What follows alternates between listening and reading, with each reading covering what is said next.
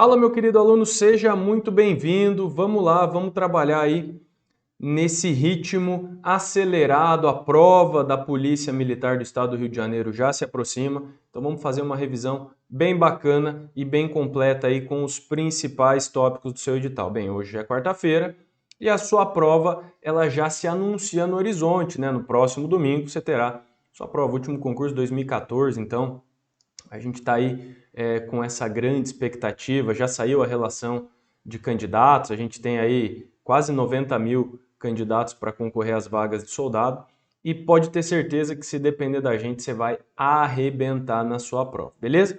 Então eu preparei para essa revisão aqui 18 questões abordando os principais tópicos do edital. Se você parar para analisar inicialmente, eu não trabalhei com a parte envolvendo penas. Primeiro, porque eu acho que penas não é um conteúdo necessário para o conhecimento de quem vai ser policial militar, tendo em vista que o policial militar vai atuar numa fase pré-processual, numa fase de, no máximo, conduzir até a delegacia de polícia no caso de uma prisão em flagrante. Lógico que há exceções, né, no caso de uma atuação em conjunta com Polícia Civil ou Polícia Federal, tendo em vista que esse esforço comum é possível, porém, a gente vai trabalhar com a regra, com aquilo que historicamente é mais cobrado, tranquilo? Se você for interpelado acerca de alguma situação envolvendo pena, eu, sincero e honestamente, creio que acerca das penas, acredito que pode cair lá pena privativa de liberdade, pode aparecer algo envolvendo os regimes. Então pode aparecer algo envolvendo regime aberto, fechado, semiaberto, a forma de cumprimento de pena, de reclusão, detenção, que são situações simples, letra de lei resolve. E no que diz respeito às penas restritivas de direito, quais são essas penas? Porque eu acredito que não cai, porque existem outros conteúdos que podem ser cobrados com uma maior eficácia, com uma maior profundidade, e também porque possivelmente nós teremos 5 ou 6 questões aí só de direito penal, haja vista que a disciplina ela é compartilhada em edital em 10 questões para penal e para processo penal. E não bastasse isso, a parte de legislação penal também está dentro do direito penal. Então, é bem provável que a gente tenha aí em torno de 3 a 4 questões somente de direito penal propriamente dito. Uma ou duas de legislação penal especial e o restante aí sim de processo penal também, que veio com uma parte bem pequena, com um edital bem tranquilo dentro desse aspecto. Maravilha? Mas não vamos ficar de enrolação aqui, a gente está em reta final, a gente está nesse ritmo um pouquinho mais acelerado, vamos resolver as questões aqui, eu faço o apontamento necessário em cada uma delas e a gente vai ganhando corpo. Tamo junto? Então vamos lá. Olha só nossa primeira questão aqui. Com relação à aplicação da lei penal, assinale a alternativa certa. Alternativa A. A pena cumprida no estrangeiro não atenua a pena imposta no Brasil pelo mesmo crime. Errado, né? Lembre-se que a pena cumprida no estrangeiro ela pode atenuar a pena imposta no Brasil, sendo que se elas serão computadas se idênticas e diminuídas se essas penalidades forem distintas, tudo bem? Então, a gente tem que lembrar lá do mnemônico do SIDA e também aqui o artigo 8º do Código Penal Brasileiro. Então, isso aqui está errado. Vou colocar aqui a referência, artigo 8º do Código Penal.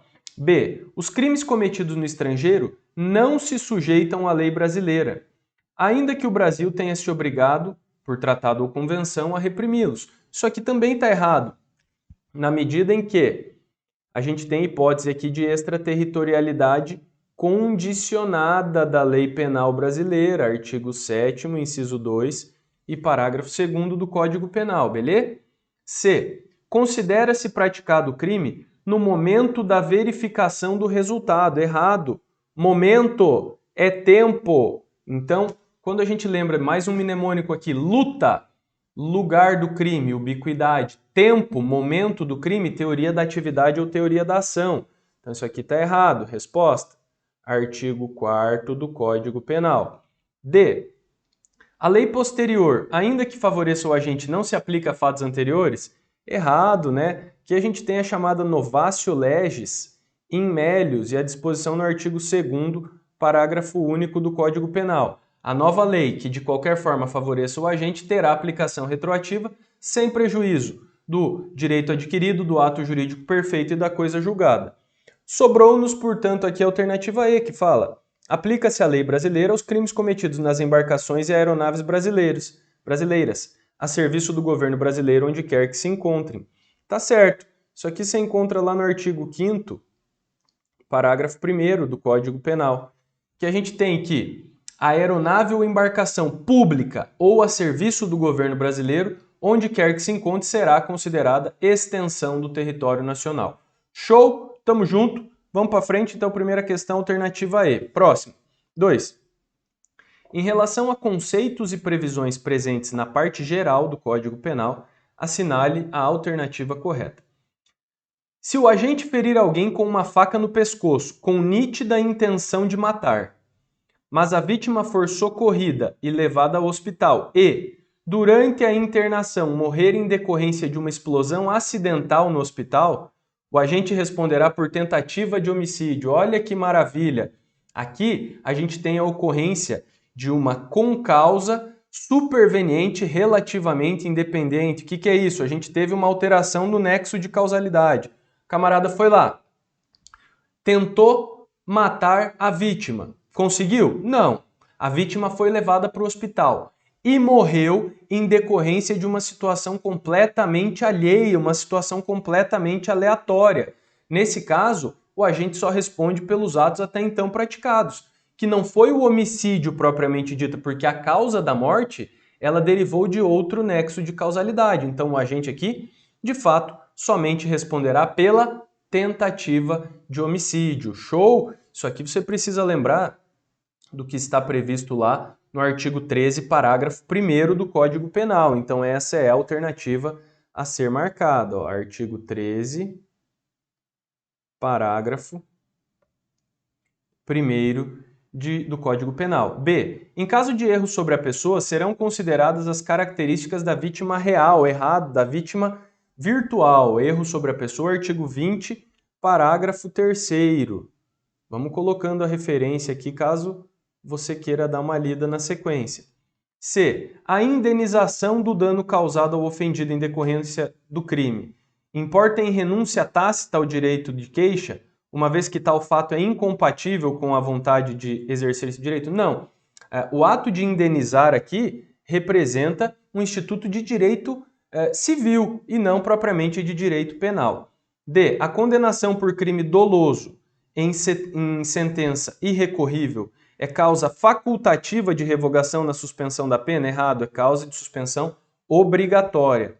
E. Incide causa de aumento de pena caso o crime tenha sido executado mediante paga ou promessa de recompensa? Errada. Não é causa de aumento. Aqui nós estaremos diante de uma figura qualificada, que está lá no artigo 120, parágrafo 2º, inciso 1 do Código Penal. Beleza? Show de bola. Vamos adiante aqui. Então, segunda questão, alternativa A. 3. Deixa eu só organizar aqui. Vou deixar só o slide rapidinho.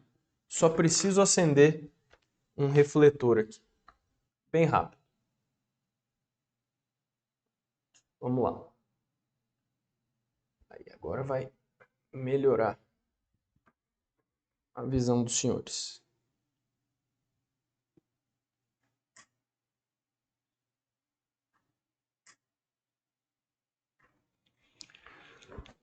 Boa. Olha só. Considerando as disposições do Código Penal, assinale a opção correta. Alternativa A. O exercício legal, o exercício regular de direito afasta a culpabilidade? Errado, né? Exercício regular do direito afasta a ilicitude. Lembra lá o mnemônico que eu gosto de trabalhar? É o lesse. Então, o que vai afastar a ilicitude? A legítima defesa, o estado de necessidade, o cumprimento estrito de um dever legal e o exercício regular de um direito. B. O estado de necessidade afasta a ilicitude. E o excesso só é punível se doloso? Errado. Doloso ou culposo, em qualquer hipótese de excesso. Então, O excesso é punido a título de dolo ou culpa. Então, isso aqui está errado. C. O estrito cumprimento do dever legal afasta a culpabilidade? Nananina, afasta a ilicitude também. O exercício legal, o exercício regular do direito afasta a ilicitude da conduta e o excesso é punível se doloso ou culposo. Perfeito. Tranquilo. Isso aqui é artigo 23 e artigo 23, parágrafo único do Código Penal. No 23 caput nós temos as causas excludentes de ilicitude. No parágrafo único a gente tem que o excesso será punido se for doloso ou culposo. Show de bola. Tamo junto, vamos adiante. Questão 4. E a alternativa E aqui fala: a legítima defesa afasta a ilicitude e o excesso só é punível se doloso? Errado, se doloso ou culposo. Uma questão bem tranquila para você enfrentar. 4. Francisco estava em uma festa e foi agredido injustamente por outro convidado, o qual praticava artes marciais. Imediatamente, a fim de repelir as agressões, Francisco arremessou uma cadeira na cabeça de seu agressor, que desmaiou. Vamos lá. Francisco estava numa festa. Ele foi agredido injustamente. Então, o que a gente vai considerar aqui? Que houve a agressão injusta. E esse outro convidado praticava artes marciais. Imediatamente, então, no ato da agressão, a fim de repelir as agressões, então o Francisco repeliu uma injusta agressão. Fazendo o quê? Jogando uma cadeira na cabeça do cara que era lutador de artes marciais. Então arremessou uma cadeira na cabeça de seu agressor, que desmaiou. Na situação hipotética apresentada, a conduta de Francisco, ora, atuou para repelir uma atual ou iminente injusta agressão valendo-se dos meios necessários, isso só pode ser legítima defesa, causa justificante, causa que afasta a ilicitude da conduta. Então, configura legítima defesa que afasta a ilicitude da conduta. Não vai afastar a culpabilidade, não. Tudo bem? Tranquilo? O que você precisa lembrar aqui dentro das excludentes? Bom, excludente de ilicitude, é isso que a gente acabou de falar, o indivíduo que atua para repelir uma injusta agressão atual ou iminente valendo-se dos meios necessários, os meios que a ele estão disponíveis. Quando a gente fala em estado de necessidade, toma cuidado. No estado de necessidade não vai haver esse ato de repelir, esse reagir a uma injusta agressão. Então, primeiro de tudo, no estado de necessidade não tem reação, não tem esse ato de repelir e também não há injusta agressão. Então, o estado de necessidade, ele é materializado por aquela conduta do indivíduo que atua para salvar de perigo atual que não foi provocado pelo agente direito próprio ou de terceiro. Então, exemplo clássico aqui que a gente gosta de trabalhar nas aulas. Porra, estava falando aqui, mas estava a cara no slide, né? Então, legítima defesa, é isso que a gente trabalhou. O indivíduo atua para repelir uma injusta agressão atual ou iminente, valendo-se dos meios necessários. No estado de necessidade, não há o ato de repelir injusta agressão, porque não há injusta agressão. No estado de necessidade, o agente atua para salvar de perigo atual não provocado pelo próprio agente direito próprio ou de terceiro de uma situação de risco. Legal? Então, exemplos clássicos aqui de estado de necessidade. Tem um indivíduo que invade uma propriedade para salvar alguém que está numa situação de risco, então ele não vai responder pela invasão de domicílio, porque ele atua para preservar ali a integridade física da pessoa. Tem um indivíduo que percebe uma criança no interior do veículo sufocando em decorrência do calor, quebra o vidro para salvaguarda daquela criança, isso é estado de necessidade. E tem a situação também do ataque animal, que isso pode eventualmente aparecer na sua prova, isso já foi cobrado em várias outras situações. Então veja só, se eu estou andando pela rua, estou andando lá pela orla da Barra da Tijuca, e aí eu percebo um Rottweiler solto, sem dono ali, e esse animal colecionador de ossos, ele começa a correr na minha direção, sendo certo que ele vai me atacar. Opa, na ocasião eu estou armado, eu saco meu revólver, a minha pistola e desfiro um tiro contra esse animal que cai já em óbito. Eu te pergunto, eu recebi uma agressão injusta? Foi uma agressão de um animal. O animal é um ser irracional. Então, entende-se que se o animal vai atacar uma pessoa movido pelo próprio instinto animal e essa pessoa reage e mata este animal, essa pessoa agiu em estado de necessidade. Agora, presta atenção. Se o animal é instigado pelo seu proprietário a realizar o ataque, entende-se que o animal está sendo utilizado como uma ferramenta de ataque, portanto, existe uma agressão injusta. Nesse sentido, se a pessoa revida o ataque quando o animal foi instigado pelo próprio dono e mata aquele animal, ela age em legítima defesa. Então, é importante identificar como o animal se comporta na casuística.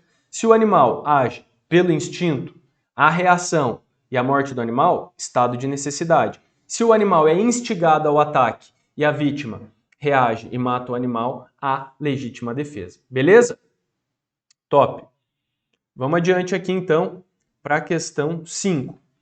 João, com 20 anos de idade e imputável, ingeriu bebida alcoólica durante uma festa. Ingeriu bebida alcoólica durante uma festa. A gente só pode considerar aqui que essa embriaguez foi voluntária. O que está falando? Ele ingeriu bebida numa festa. E lembre-se, quando a gente trata da embriaguez, a gente tem lá a embriaguez voluntária e a embriaguez involuntária ou acidental.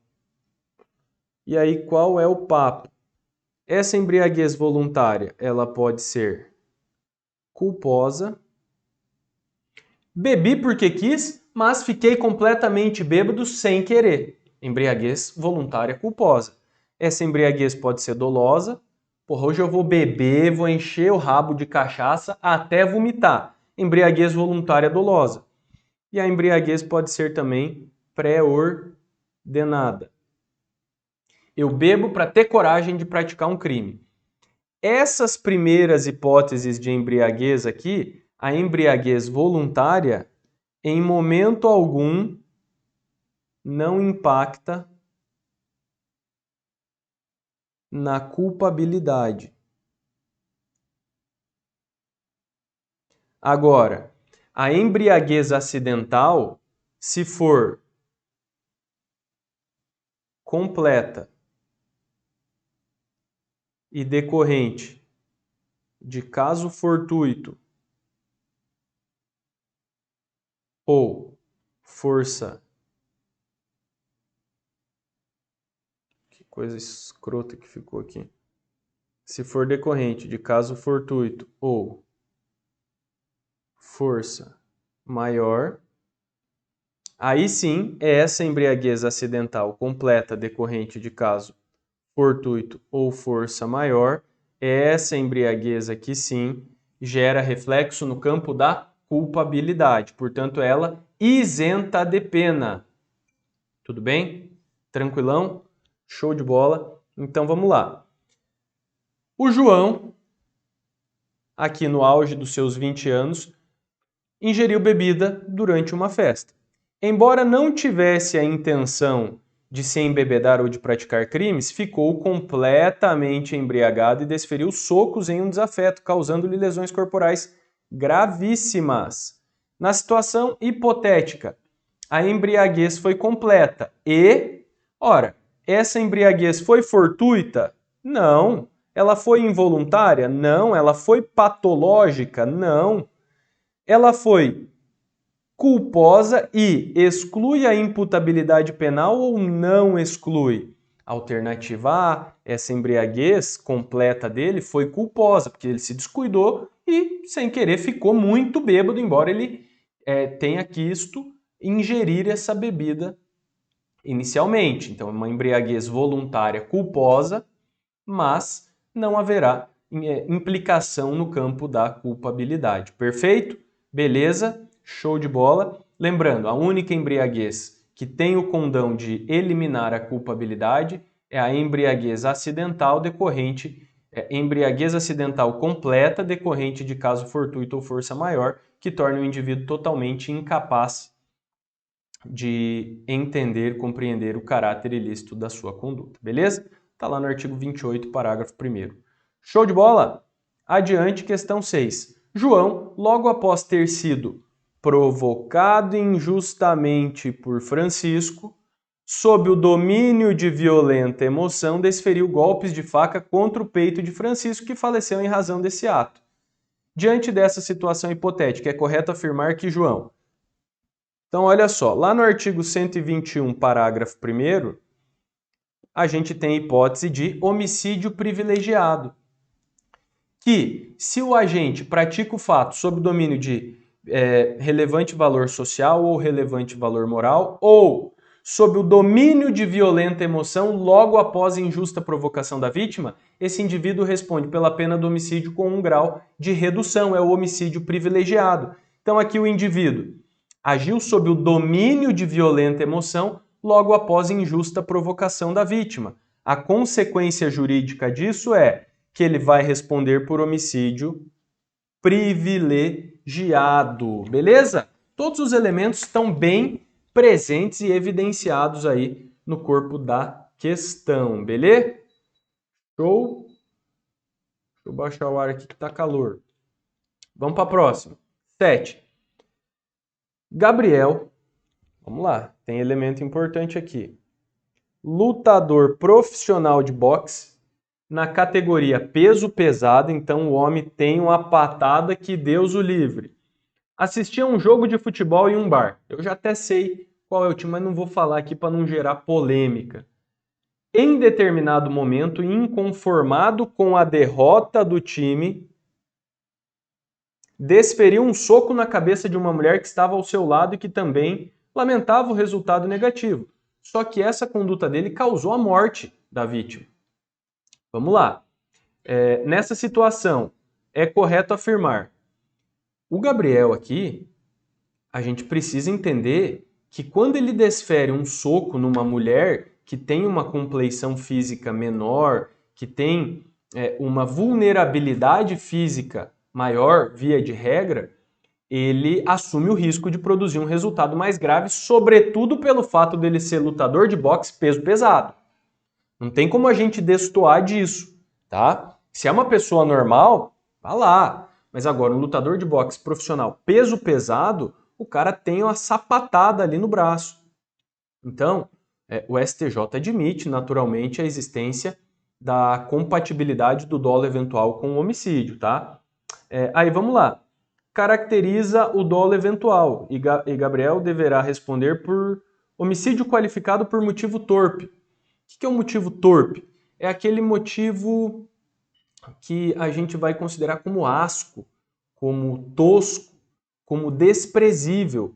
Toma cuidado aqui que a motivação torpe ela não pode se confundir com a motivação fútil. A motivação fútil é aquela motivação desproporcional. E se aparecer, não acredito que caia uma questão nesse sentido para vocês diferenciarem uma da outra, até porque o aspecto é subjetivo. Mas a motivação fútil pode ser uma briga de trânsito, uma briga de bar, uma briga por um pequeno valor, uma briga por bebida, uma briga por, como disse, dívida de R$10. Então há uma situação de desproporcionalidade. Aqui é evidente que aconteceu essa situação de desproporcionalidade. Por isso que nós vamos conduzir o gabarito à alternativa E. Beleza? Que nos estabelece aqui que fica caracterizado o dolo eventual e Gabriel deverá responder por homicídio qualificado por motivo fútil, não é motivo torpe aqui, tudo bem? Motivo torpe, matar por causa de herança, é um exemplo aí bem clássico dessa situação, beleza? Aí fala aqui em homicídio simples, não é o caso, violenta emoção, homicídio privilegiado, não, nada a ver. D, por se tratar de vítima do sexo feminino, ele deve responder por feminicídio? Não também, tá? Porque a questão aqui ela não deixou claro. O que é o feminicídio? Feminicídio é quando a vítima é morta por condições do sexo feminino. E entende-se que há condições do sexo feminino quando A. Violência doméstica, não é o caso, ou em menosprezo ou discriminação à condição de mulher. A motivação do crime aqui foi justamente a derrota do time. Então, não há como a gente enquadrar essa situação no feminicídio, beleza? E só deixa eu lembrar aqui para vocês, quando a gente fala em qualificadoras do homicídio, que nós temos duas qualificadoras relativamente novas, do inciso 8 e do inciso 9, tá?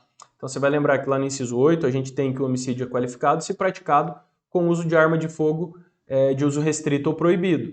E no inciso 9 a gente tem o homicídio qualificado contra a vítima menor de 14 anos, que foi inserido pela Lei Henri Borel no ano de 2022. Legal? Vamos lá, questão 8. Lisa está sendo investigada pelo crime de instigação à prática de automutilação por meio da internet e, ao ser ouvida como indiciada, recusou-se a falar. Nessa situação, o fato de Lisa ficar em silêncio é fundamento para uma condenação?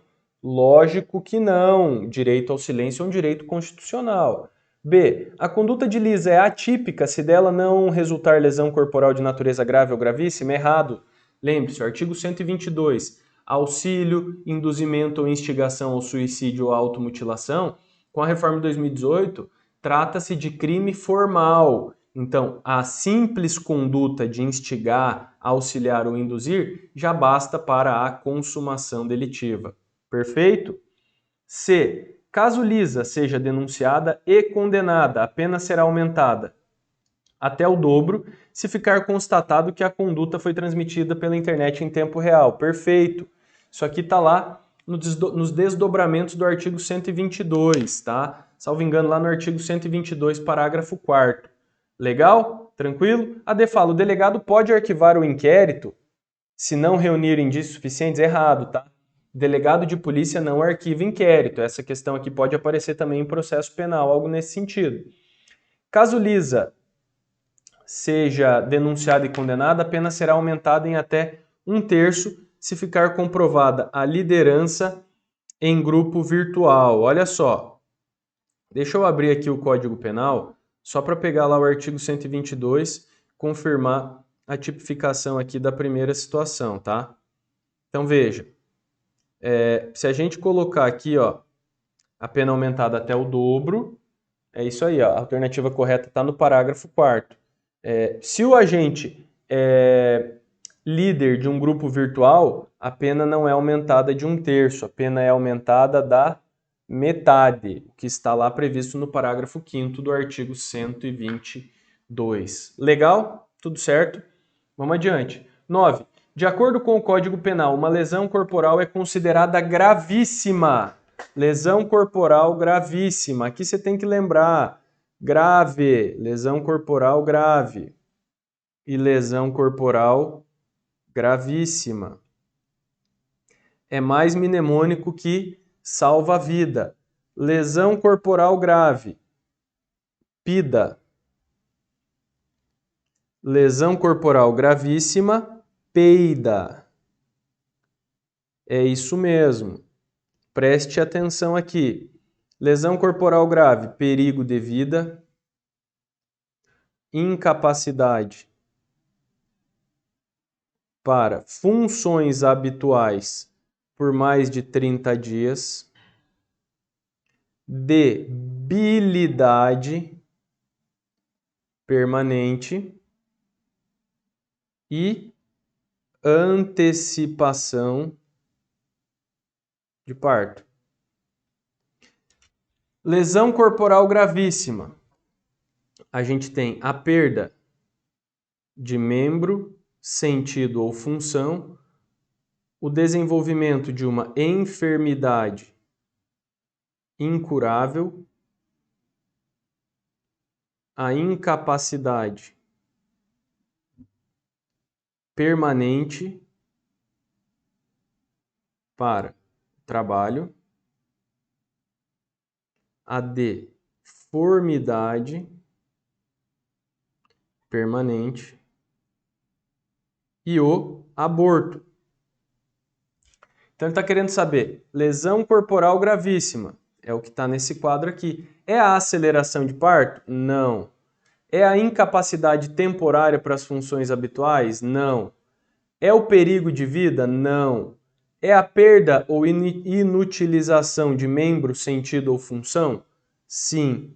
É a debilidade permanente? Não, porque a debilidade permanente está para a lesão grave, enquanto que a lesão gravíssima, que vai aparecer ali é a deformidade permanente.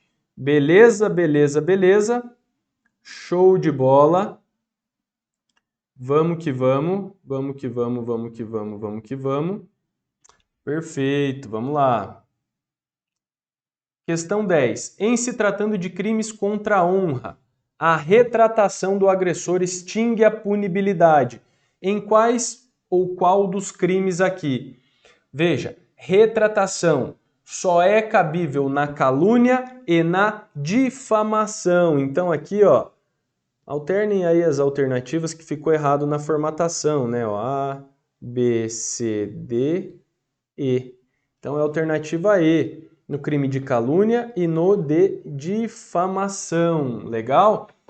Lembre-se, calúnia, imputar fato descrito como crime contra outrem de que você sabe que aquele fato é falso. Difamação, imputar falsamente uma informação ofensiva.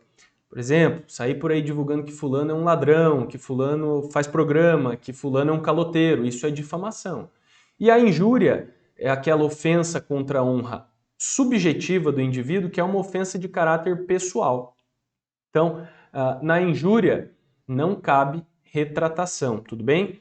Se aparecer algo aqui, como pode acontecer? Veja, pode cair aí as considerações do artigo 141 ou 143, que é a retratação, e 145. Pode aparecer também a alteração que foi implantada pela Lei 14.532 de 2023, que deslocou algumas modalidades lá da injúria preconceito. Então agora, a injúria que está presente no Código Penal, a injúria preconceito, é quando a injúria é praticada em decorrência de religião ou de condição de pessoa idosa ou com deficiência. Se a injúria ela utilizar como elementos relacionados a raça, cor, etnia ou procedência nacional, não haverá injúria preconceito, e sim crime de racismo, porque a lei que eu mencionei deslocou essa figura lá para o artigo 2º-A da Lei 7716 de 1989. Show? Beleza? Vambora. 11. João arrombou a loja onde trabalha e que pertence à sua mãe de 60 anos de idade, levando mercadorias avaliadas em milhares de reais. Nessa situação, pode-se afirmar que João... Vamos lá. Pela conduta, João arrombou uma loja. Furto com rompimento de obstáculo. O arrombamento aqui já deixa claro que há o rompimento de obstáculo. Mas esta questão ela vai além. Ela quer trabalhar também com as escusas absolutórias. Estão lá no artigo 181, 182 e 183 do Código Penal, que vai estabelecer basicamente o seguinte. O artigo 181 fala que o juiz deixará de aplicar a pena se o crime for praticado numa relação entre ascendente e descendente ou entre cônjuges na constância do casamento. Então, se você lembrar só do 181, você vai falar que não teve crime, porque o artigo 181 trata dessa escusa absolutória. Só que toma cuidado. No artigo 182, a gente tem hipóteses em que nós teremos a alteração da ação penal, ou seja, a ação penal, que como regra é pública e incondicionada, para essas hipóteses será ação penal pública condicionada à representação, se o fato for praticado entre cônjuges separados, se o fato for praticado entre irmãos ou numa relação tio e sobrinho com quem o agente coabita. Tem nada a ver com isso aqui.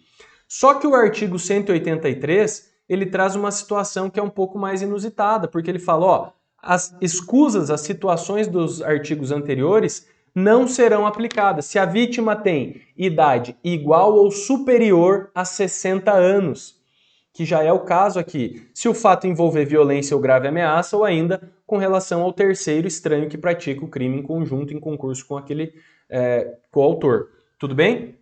Então aqui a gente vai considerar que, num primeiro momento, não haveria crime, pelo fato do crime ter sido praticado numa relação ascendente e descendente.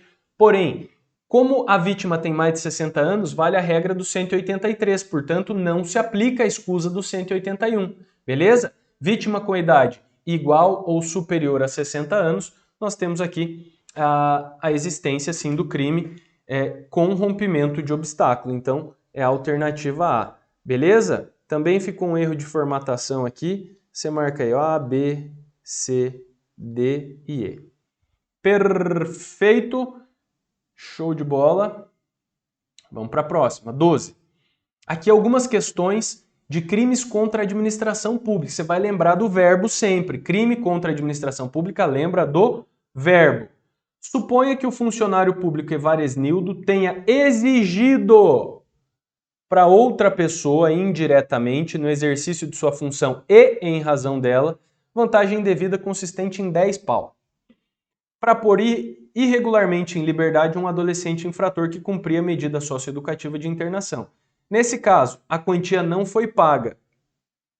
Evaresnildo responde por qual crime? Veja, exigir, direta ou indiretamente, no exercício da função ou em razão dela, vantagem indevida. Crime de concussão. Lembrando que o crime de concussão é crime formal, ou seja, consuma-se independentemente do recebimento da vantagem. Legal? Então aqui cometeu o crime de Opa, marquei corrupção, perdão. Eu falei, mas marquei errado, é a alternativa B. Praticou o crime de concussão, que tem como verbo exigir. Crime este que é crime formal. Tudo bem? Beleza pura. Tamo junto, vamos adiante. 13. O funcionário público que recebe para si, ainda que fora da função, mas em razão dela, vantagem indevida no valor de 10 conto, pratica crime de, veja, lembra disso aqui, ó, concussão,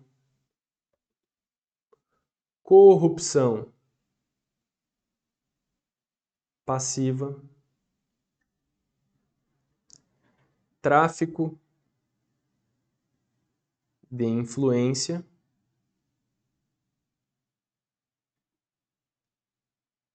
e corrupção ativa.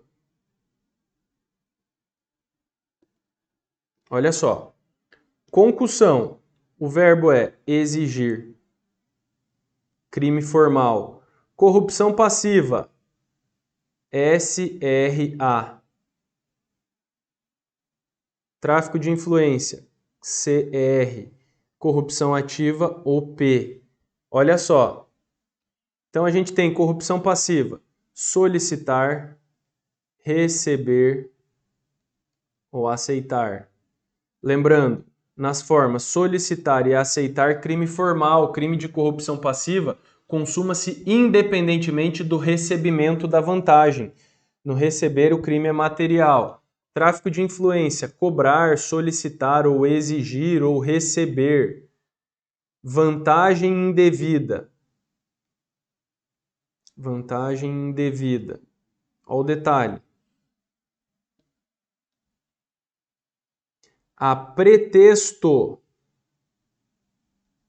de influir em ato praticado por funcionário público. E na corrupção ativa a gente tem o crime de oferecer ou prometer vantagem indevida para que o funcionário público faça ou deixe de fazer algo. Beleza? Então aqui o funcionário público recebeu 10 conto. Qual crime? Estelionato? Não. Roubo? Não. Corrupção passiva? Sim. Corrupção passiva? Sim. Advocacia administrativa? Não. Advocacia administrativa está lá no 321 do Código Penal, quando o funcionário público patrocina interesse privado perante a administração pública valendo-se dessa condição. E o excesso de exação representa a conduta daquele indivíduo que exige o pagamento de tributo que sabe ou deva saber indevido, ou quando o tributo é devido, quando o imposto é devido, emprega meio vexatório na cobrança, que está no 316, parágrafo 1º, todos eles do Código Penal. Beleza? Então aqui o crime é de corrupção passiva, muito simples. 14. O funcionário público que se apropria de dinheiro público de que tem a posse em razão do cargo comete crime de peculato. 312. O indivíduo que se apropria ou desvia valores. O peculato, ele pode se dar como peculato apropriação, ele pode ser peculato desvio, pode ser ainda um peculato furto, peculato culposo, peculato estelionato ou ainda peculato eletrônico.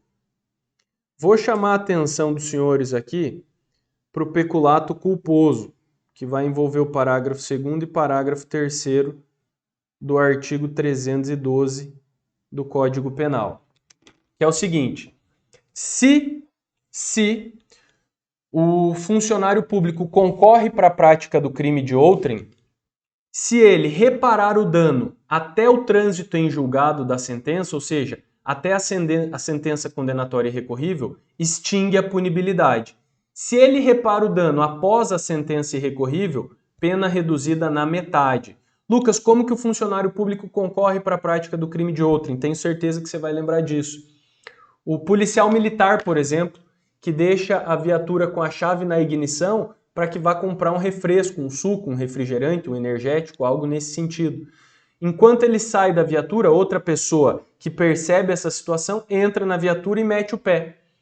Veja, pelo que eu mencionei, o funcionário público não agiu em concurso com esse indivíduo, mas culposamente ele concorreu para a prática desse crime. Então, nesse caso, peculato culposo. Reparação até a sentença e reparação do dano, reparação integral do dano ou restituição integral da coisa, até a sentença irrecorrível, extingue a punibilidade. Reparação após a sentença irrecorrível, pena reduzida na metade. Beleza? Tem que ficar atento nisso aqui. 15.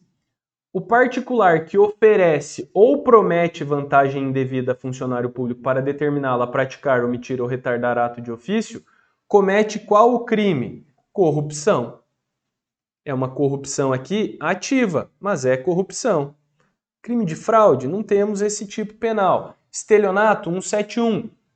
Quando o indivíduo obtém vantagem indevida após induzir outra pessoa em erro, não é o caso. Roubo, não. Subtrair para si ou para outra em coisa alheia móvel mediante violência ou grave ameaça. Prevaricação, não. Prevaricação, omitir, retardar ou deixar de praticar ato de ofício movido por um interesse ou sentimento pessoal. Então, sobrou crime de corrupção ativa, né? Figura que vai estar prevista lá no artigo 333 do Código Penal, beleza? 16. Com base na lei penal, configura crime de falsificação de documento particular, o ato de falsificar. Veja só, a gente tem a falsificação de documento público e a gente tem a falsificação de documento particular. O que é um documento público? Ora, é aquele documento expedido pelo poder público. O RG, um CPF, a Carteira Nacional de Habilitação. Fica fácil identificar. Você precisa lembrar dos documentos públicos aqui equiparados. Está lá no 297, parágrafo 2º. E aí você vai lembrar mais um mnemônico para ver aqui, ó, late, coração, cachorro, late, coração. Porque você tem aqui os livros mercantis, as ações de sociedade comercial. Presta atenção aqui, o testamento particular é equiparado a documento público, senão você já vai seco na alternativa A e a gente já está isolando ela. Testamento particular é equiparado a documento público. Os títulos ao portador transmissíveis por endosso, cheque, nota promissória, contrato de confissão de dívida. E a gente tem aqui os documentos emitidos de entidade paraestatal. E aí no documento particular, a disposição está lá no artigo 298 do Código Penal. O documento particular é aquele documento confeccionado entre as partes, entre somente os envolvidos. Então a gente tem um contrato particular, um documento de procuração, por exemplo, quando a procuração ela é particular. E aí o parágrafo único do 298 equipara o cartão de crédito ou de débito a documento particular, beleza? Olha só, então a alternativa C que tem que ser marcada aqui, tendo em vista que os livros mercantis, o testamento particular, vou colocar aqui, ó, DP, documento público, é equiparado a documento público. Documento público, isso aqui, documento público. Tem que escrever, né? DOC público, DOC público, DOC público e DOC público. Maravilha? O cartão de crédito ou de débito é equiparado a documento particular para fins e efeitos penais. Show? Beleza? Vamos lá, 17. O crime de estupro do artigo 213 do Código Penal tem a sua pena aumentada se for praticado para controlar o comportamento social ou sexual da vítima. Esse tipo de estupro chama-se estupro corretivo, beleza? Estupro corretivo. Ah, a vítima vai ser estuprada para que ela possa alterar o seu comportamento sexual, para que ela tome jeito. Então esse é o estupro corretivo, beleza? E o 217A vai trazer que o crime de estupro de vulnerável exige que a vítima seja mulher? Não. Exige que a vítima seja vulnerável, tenha menos de 14 anos ou não tenha condições de exprimir a sua vontade. Pressupõe violência ou grave ameaça? Não. Lá no artigo 217A, a gente tem ter conjunção carnal ou outro ato libidinoso com a pessoa menor de 14 anos ou que não tenha condições de exprimir sua própria vontade. É uma hipótese de lenocínio? Lenocínio está relacionado à exploração, quando uma pessoa tira vantagem da outra. Aqui não necessariamente, né? Aqui a gente tem uma evidente violação sexual. E não bastasse, o lenocínio ele está em outro capítulo lá dos crimes contra a dignidade sexual, tá? O lenocínio ele começa a valer a partir do capítulo 5 do título contra a dignidade sexual, enquanto que o crime de estupro de vulnerável ele está presente lá dos crimes contra vulnerável. Tudo bem? Então, topograficamente também não se enquadra como uma hipótese de lenocínio. É subsidiário ao estupro? Não, nada a ver. Seria o contrário, né? O estupro seria subsidiário ao estupro de vulnerável. E a alternativa E pode ser praticado mediante conjunção carnal ou outro ato libidinoso diverso. Tá certo. E eu quero que você anote aí no seu material também a súmula 593 do STJ, que vai trazer o seguinte, que no estupro de vulnerável, não importa a experiência sexual anterior, o comportamento ou o consentimento da vítima. Tem menos de 14 anos, o crime já está consumado, beleza? Fique atento com relação a isso, porque a questão costuma trazer. Ah, o João, com 20 anos, namorava a Bia de 12. A Bia consentiu com a relação sexual, e daí vai querer saber, João praticou algum crime? Sim, estupro de vulnerável, mesmo que tenha o consentimento. Por quê? No estupro de vulnerável há uma presunção absoluta de violência. Legal? Gente, só para a gente fechar aqui, a gente já resolveu as 18 questões, ritmo bem aceleradinho. Eu quero te chamar a atenção para o artigo 215A do Código Penal, que trata do delito da importunação sexual. Tranquilo? Então, pela redação aqui do 215A, a gente tem praticar contra alguém sem a sua anuência, ato libidinoso com o objetivo de satisfazer a própria lascívia. Se isso aparecer na sua prova, pode aparecer como um exemplo do indivíduo que apalpa seios, do indivíduo que passa a mão na bunda, que apalpa as partes íntimas da vítima sem o consentimento dela. Se isso acontecer num ambiente coletivo, se isso acontecer num ônibus de transporte coletivo, tudo bem? O indivíduo que ejacula na vítima sem que ela perceba, responde pelo delito do 215, importunação sexual. Beleza? Lembra desses detalhes, porque as questões que nós resolvemos aqui nessa aula estarão na sua prova no domingo. Maravilha? Então espero que você tenha curtido e eu, sincero e honestamente, espero que você tenha uma boa prova no domingo. Façam com muita atenção, com muito carinho, com Deus no coração. Vai dar tudo certo. Contem sempre com a gente. Tamo junto. Um grande abraço. Até a próxima. Tchau.